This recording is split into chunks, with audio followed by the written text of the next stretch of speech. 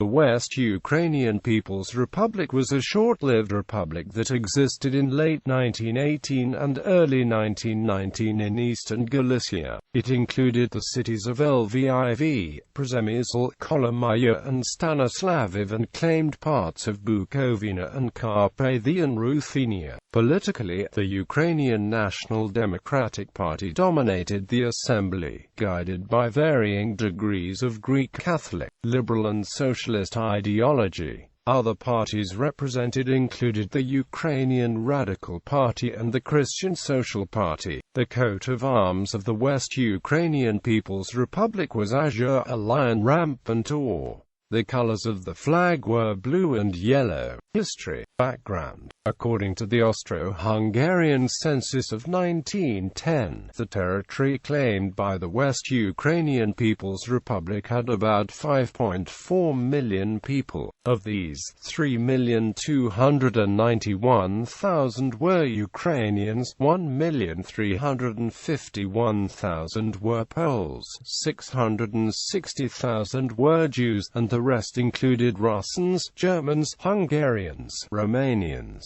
Czechs, Slovaks, Romani, Armenians and others. The cities and towns of this largely rural region were mostly populated by Poles and Jews, while the Ukrainians dominated the countryside. This would prove problematic for the Ukrainians because the largest city, Lviv, had a majority Polish population and was considered to be one of the most important Polish cities. Among the largest oil reserves in Europe were near Lviv at Drohobych and Borislav in the upper Dniester River. Rail connections to Ukraine or Romania were few. Brody on a line from Lviv to the upper Styl River, Podvolochysk on a line from Ternopil to Kamenetsky in Podolia, and a line along the Prut from Kolomyia to Chernovci in Bukovina. Thus the stage was set for conflict between the West Ukrainian People's Republic and Poland.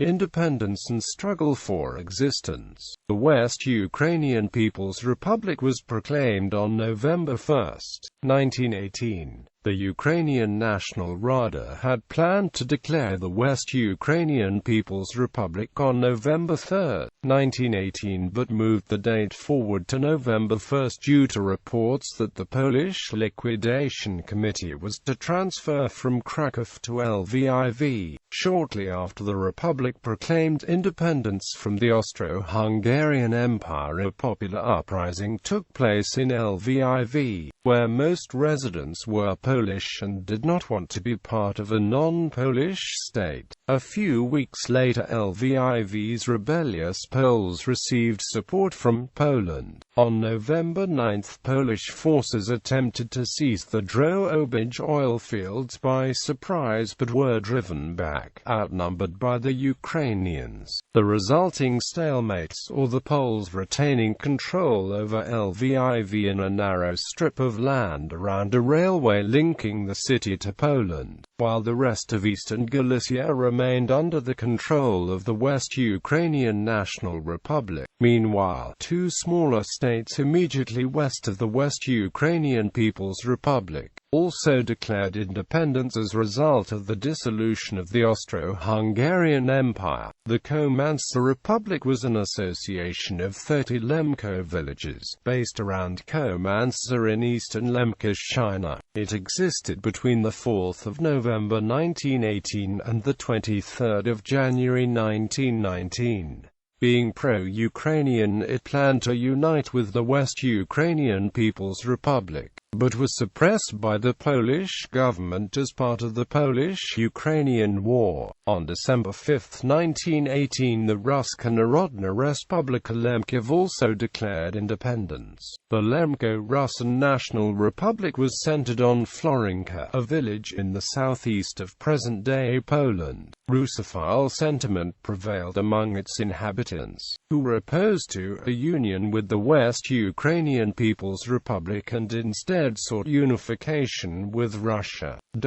An agreement to unite Western Ukraine with the rest of Ukraine was made as early as December 1, 1918. The government of the West Ukrainian People's Republic officially united with the Ukrainian People's Republic on January 22, 1919. This was mostly a symbolic act, however, since Western Ukraine had a different tradition in its legal, social and political norms. It was to be autonomous within a united Ukraine. Furthermore, Western Ukrainians retained their own Ukrainian Galician army and government structure. Despite the formal union, the Western Ukrainian Republic and the Ukrainian People's Republic fought in separate wars. The former was preoccupied with a conflict with Poland while the latter struggled with Soviet and Russian forces. Relations between the West Ukrainian People's Republic and the Kiev-based Ukrainian People's Republic were somewhat strained. The leadership of the former tended to be more conservative in orientation, well-versed in the culture of the Austrian parliamentary system and an orderly approach to government. They looked upon the socialist revolutionary attitude of the Kiev-based peers with some dismay and with the concern that the social unrest in the east would spread to Galicia. Likewise, the West Ukrainian troops were more disciplined while those of Kiev's Ukrainian People's Army were more chaotic and prone to committing pogroms, something actively opposed by the Western Ukrainians. The poor discipline in Kiev's army and the insubordination of its officers shocked the Galician delegates sent to Kiev. During the Polish-Ukrainian War, the army of the West Ukrainian People's Republic was able to hold off Poland for approximately 9 months, but by July 1919, Polish forces had taken over most of the territory claimed by the West Ukrainian People's Republic.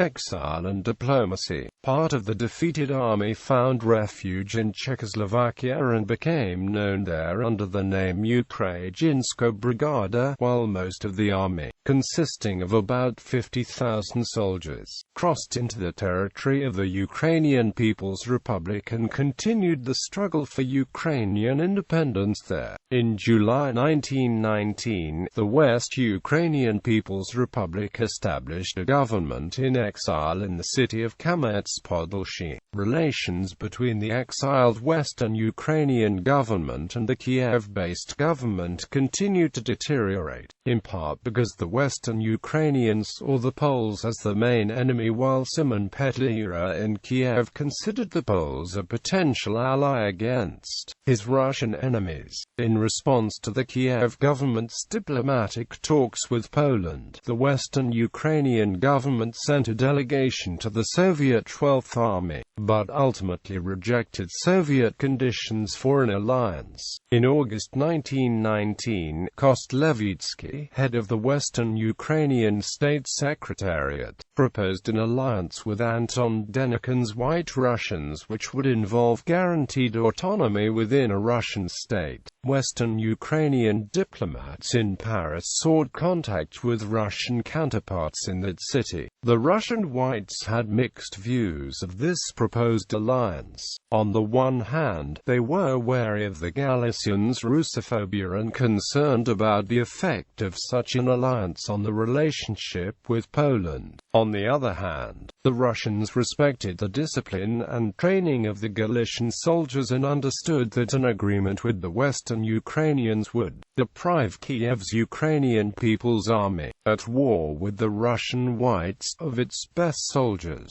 In November 1919, the Ukrainian Galician Army, without authorization from the government, signed a ceasefire with the White Russians and placed their army under White Russian authority. In talks with Kiev's Directorate government, Western Ukrainian President Petrushevich argued that the Whites would be defeated anyway, but that the alliance with them would strengthen relations with the Western powers, who supported the Whites, and would help the Ukrainian military forces for the later struggle against the victorious Soviets. Such arguments were condemned by Petliura. As a result, Petrushevich recognized that the West Ukrainian government could no longer work with Petliura's directorate, and on November 15 the government of the West Ukrainian People's Republic left for exile in Vienna. In April 1920, Joseph Pilsudski and Kiev's agreed in the Treaty of Warsaw to a border on the river Zebruch, officially recognizing Polish control over the disputed territory of Eastern Galicia. Neither the Polish government in Warsaw nor the exiled Western Ukrainian government agreed to this treaty. Western Ukrainians continued pressing their interests during the negotiations following World War I at the Paris Peace Conference. These efforts ultimately resulted in the League of Nations declaring on February 23, 1921 that Galicia lay outside the territory of Poland, that Poland did not have the mandate to establish administrative control in that country, and that Poland was merely the occupying military power of Eastern Galicia, whose fate would be determined by the Council of Ambassadors at the League of Nations.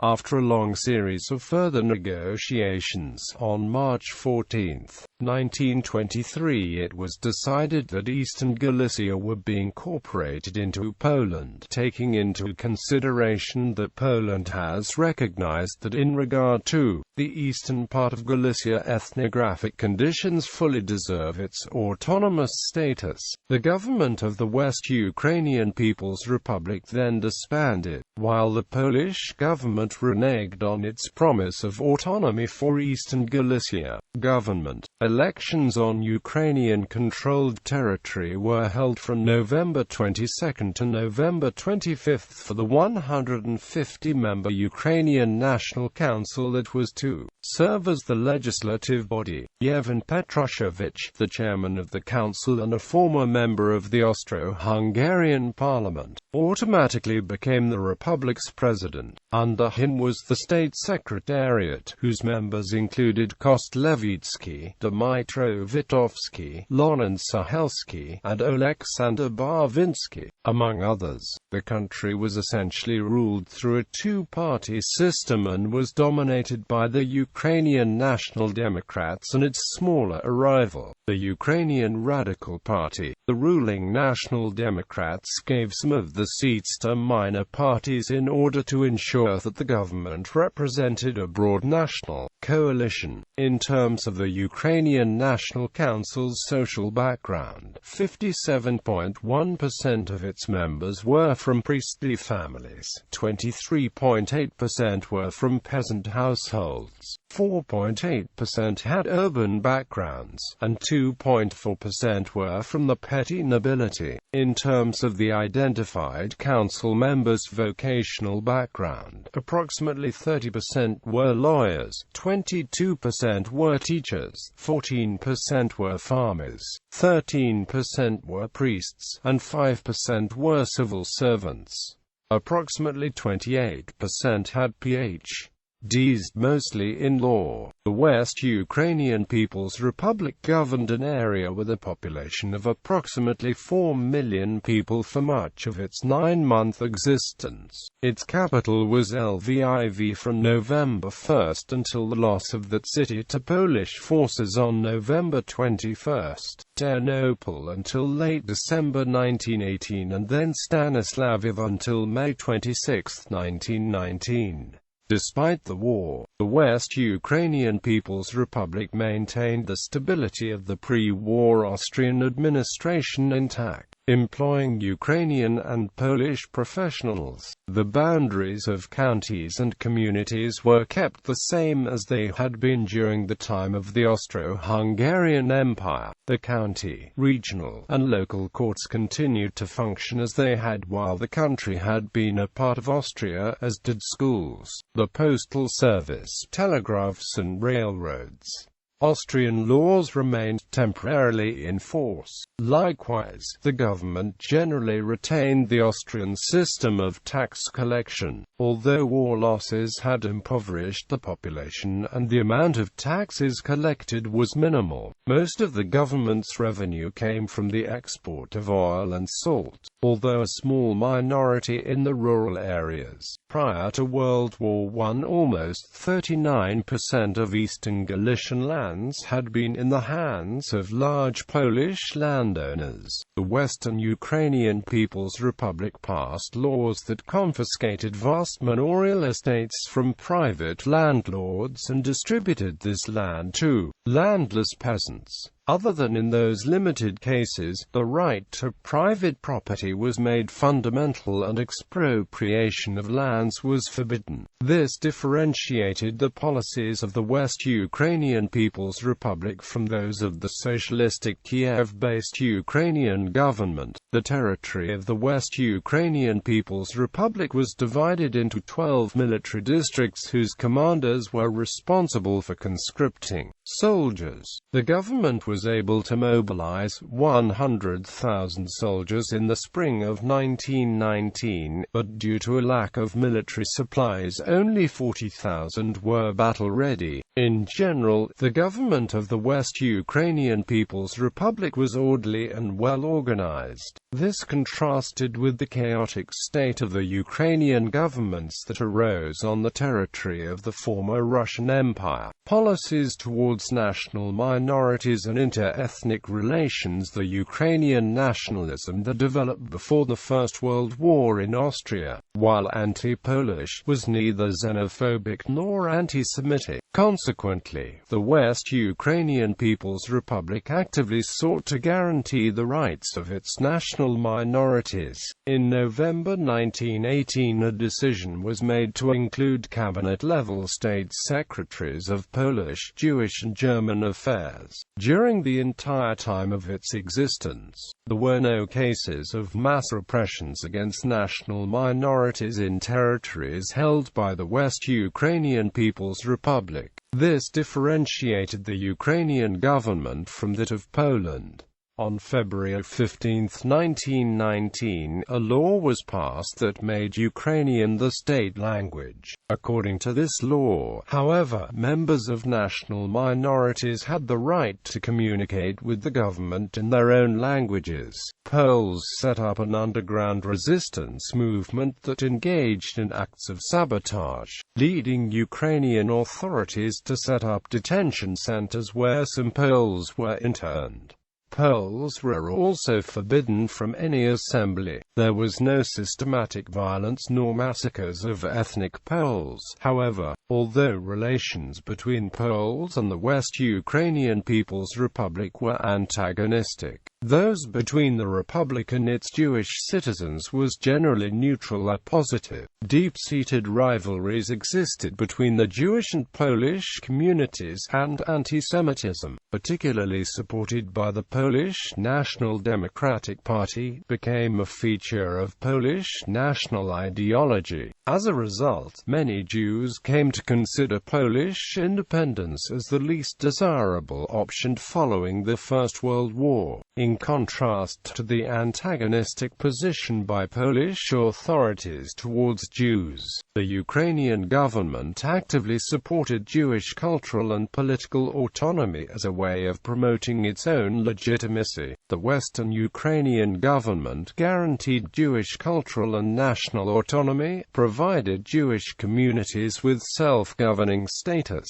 and promoted the formation of Jewish national councils which, with the approval of the Western Ukrainian government, established the Central Jewish National Council in December 1918 to represent Jewish interests in relation to the Ukrainian government and to the Western allies. The Council of Ministers of the West Ukrainian National Republic bought Yiddish language textbooks and visual aids for Jewish schools and provided assistance to Jewish victims of the Polish pogrom in Lviv. The Ukrainian press maintained a friendly attitude towards the West Ukrainian Republic's Jewish citizens. The Hebrew and Yiddish schools, cultural institutions and publishers were allowed to function without interference. Reflecting the Republic's demographics, approximately one-third of the seats in the national parliament were reserved for the national minorities. The Poles boycotted the elections, while the Jews, despite declaring the neutrality in the Polish-Ukrainian conflict, participated and were represented by approximately 10% of the delegates. Localized anti-Jewish assaults and robberies by Ukrainian peasants and soldiers,